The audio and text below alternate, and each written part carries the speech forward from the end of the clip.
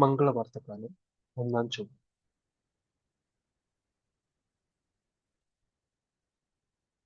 ഒന്നാം വായന പൗലോസ്ലീഹ റോമാക്കാർക്ക് എഴുതിയ ലേഖനം 13-ാം അധ്യായം 8 മുതൽ 14 വരെയുള്ള വാക്യങ്ങൾ.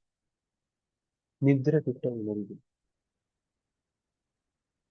പരസ്പരം സ്നേഹിക്കുക എന്നതൊഴികെ നിങ്ങൾക്ക് ആരോടും ഒരു കടപ്പാടും ഉണ്ടാകരുത്. എന്തെന്നാൽ അയൽക്കാരനെ സ്നേഹിക്കുന്നവൻ നിയമം പൂർത്തീകരിച്ചു കഴിഞ്ഞു. വ്യഭിചാരം ചെയ്യരുത്, കൊല്ലരുത്, മോഷ്ടിക്കരുത്, മോഹിക്കരുത് എന്നിവയും മറ്റേത് കൽപ്പനയും നിന്നെപ്പോലെ നിന്റെ അയൽക്കാരനെ സ്നേഹിക്കണം എന്ന ഒരു വാക്യത്തിൽ സംഗ്രഹിച്ചിരിക്കുന്നു. സ്നേഹം അയൽക്കാരന് ഒരു ദ്രോഹവും ചെയ്യുന്നില്ല. അതുകൊണ്ട് നിയമത്തിന്റെ പൂർത്തീകരണം സ്നേഹമാണ്. ഇതെല്ലാം ചെയ്യുന്നത് കാലത്തിന്റെ പ്രത്യേകത അറിഞ്ഞുകൊണ്ട് വേണം. നിദ്ര വിട്ട് ഉണരേണ്ട മണിക്കൂറാണല്ലോ ഇത്. എന്തെന്നാൽ ഇപ്പോൾ രക്ഷ നമ്മൾ ആരും പ്രതീക്ഷിച്ചിരിക്കുന്നതിനേക്കാൾ കൂടുതൽ അടുത്തെത്തിയിരിക്കുന്നു. രാത്രി കഴിയാറായി, പകൽ സമീപിച്ചിരിക്കുന്നു. ആകയാൽ നമുക്ക് അന്ധകാരത്തിന്റെ പ്രവൃത്തികൾ പരിത്യജിച്ച് പ്രകാശത്തിന്റെ ആയുധങ്ങൾ ധരിക്കാം. പകലിന് യോജിച്ച വിധം നമുക്ക് പെരുമാറാം.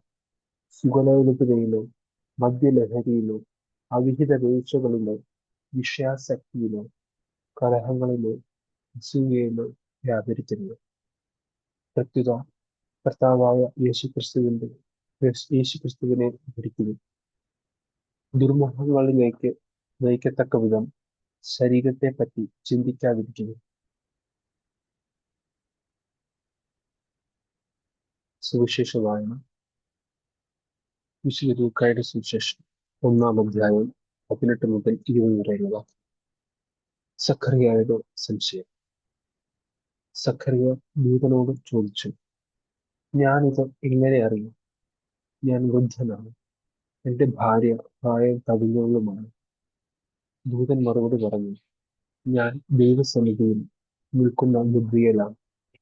നിന്നോട് സംസാരിക്കാനും സന്തോഷകരമായ ഈ വാർത്ത അറിയിക്കാനും ഞാൻ അയക്കപ്പെട്ടിരിക്കുന്നു. യഥാകാലം പൂർത്തിയാകേണ്ട എന്റെ വചനം അവിശ്വസിച്ചതുകൊണ്ട് നീ മൂകനായി തീരും.